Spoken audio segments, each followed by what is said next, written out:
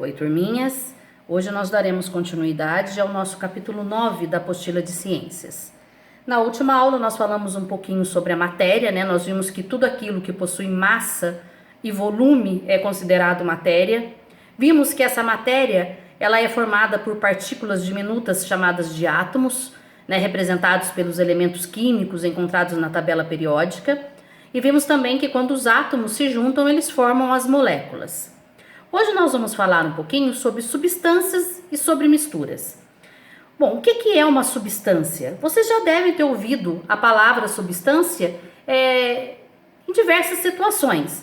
Aí, na apostila de vocês, nós temos 3 reportagens que trazem essa palavra substância, né? Então, na primeira nós temos substância presente no chocolate, causa intoxicação em cachorros. Na segunda nós temos que os propulsores da humanidade, as substâncias que deram origem à vida. E na terceira reportagem nós temos que cientistas britânicos criam substância que pode regenerar dentes e aposentar obturações. Dá para perceber que a palavra substância ela é bastante utilizada no nosso dia a dia, né? Em casa mesmo. Vocês já ouviram a mãe de vocês falar: nossa, os vegetais possuem substâncias que fazem bem para a saúde? Ou que determinada marca de shampoo possui uma substância que faz crescer o cabelo? Ou que determinado produto de limpeza possui uma substância tóxica que pode fazer mal à saúde. Mas em ciência, esse tipo de utilização da palavra substância quase sempre está incorreto. E nós vamos entender por quê. Observem essa garrafinha de água mineral aí.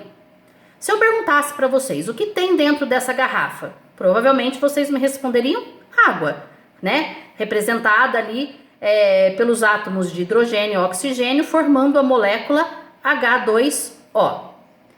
Tá, mas se nós fôssemos analisar essa água de uma forma mais minuciosa, nós veríamos que, além das moléculas de água, eu tenho aí, dentro dessa garrafinha, diversos minerais. Tá? Vocês encontram isso nos rótulos, não só de água mineral, né, gente? Tudo que a gente vai comprar tem um rótulo. Por isso que é importante a gente analisar o rótulo. Às vezes a gente está achando que está comprando uma determinada substância ali e a gente vai ver que na verdade não é uma substância, é uma mistura, tá? Então vamos entender isso.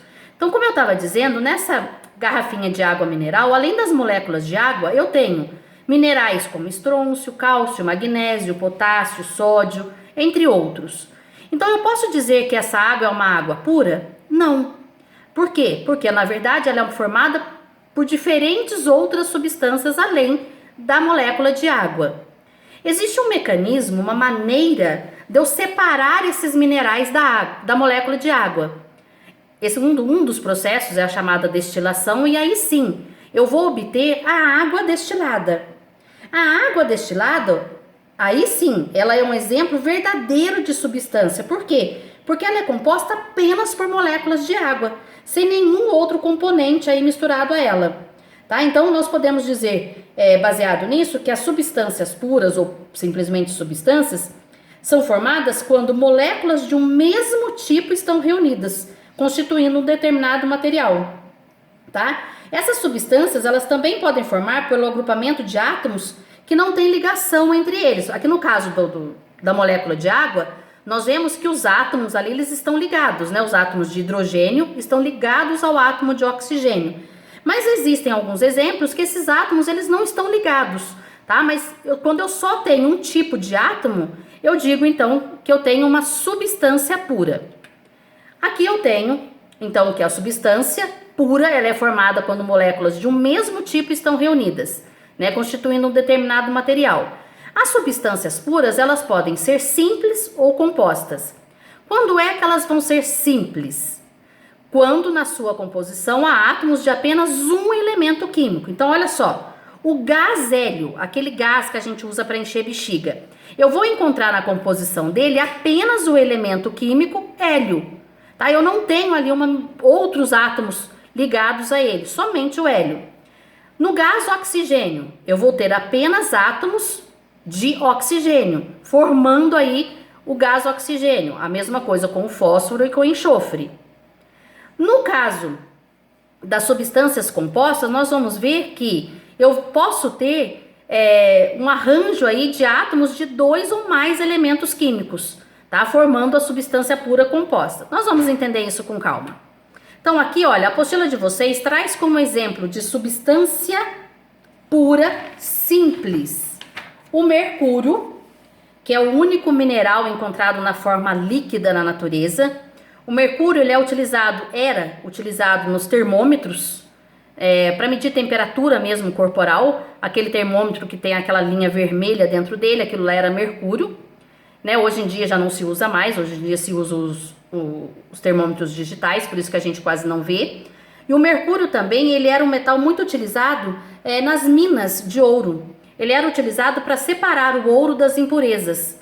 Só que ele causa tantos danos ao meio ambiente que hoje em dia ele está sendo pouquíssimo utilizado aí.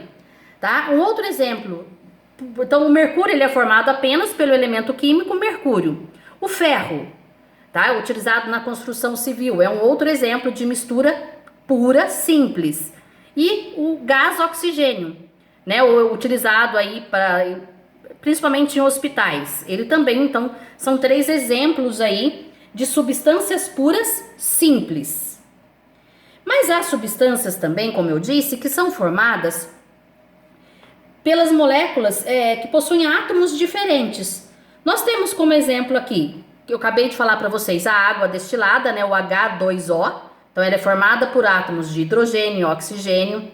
O álcool anidro, que é um álcool mais puro, um álcool sem água, formado pelos átomos de hidrogênio, carbono e oxigênio. E o gás carbônico, encontrado no ar atmosférico, que é formado pelos átomos de carbono e oxigênio. Então, quando eu tenho aí essa união de diferentes átomos, eu tenho uma substância pura composta, tá bom? Então, acho que ficou bem claro isso. Bom, nós vimos o que é uma substância pura simples, o que é uma substância pura composta.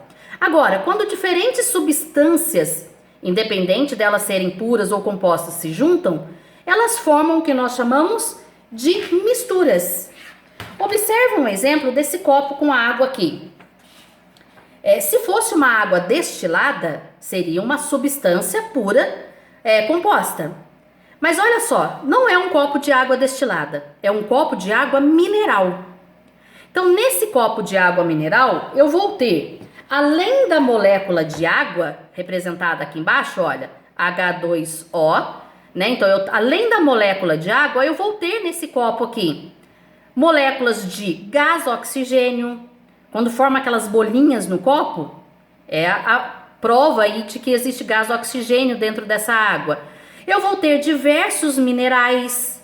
Então, dá para ver que eu tenho aqui diferentes substâncias se misturando, formando então, se juntando, formando então o que nós chamamos de mistura. Então, a água mineral ela é um exemplo de uma mistura. Por quê? Porque ela é formada pela união de diferentes substâncias. Então, nós vamos ter vários tipos de minerais, o gás oxigênio, a molécula de água, tá? Então, dando o exemplo aí de uma substância, de substâncias que se juntaram formando uma mistura.